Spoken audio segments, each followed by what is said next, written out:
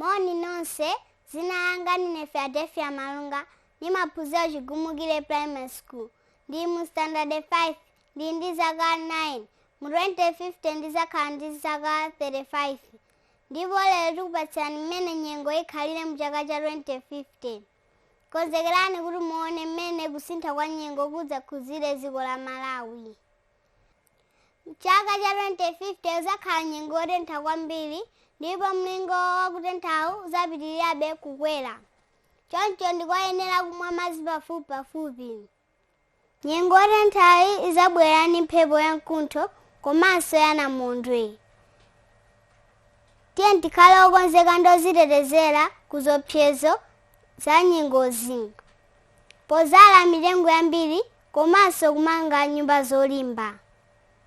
Komabe kuthekera kulipo kwakukulu, tikhoza kutengapo gawo poteteza dziko lathu, pochepesa mpweya wa kaboni komanso kusamala chilengedwe.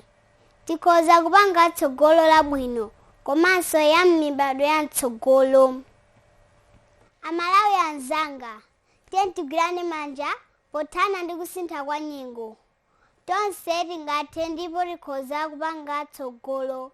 Khalani oziwa ziwani za nyengo zikomo.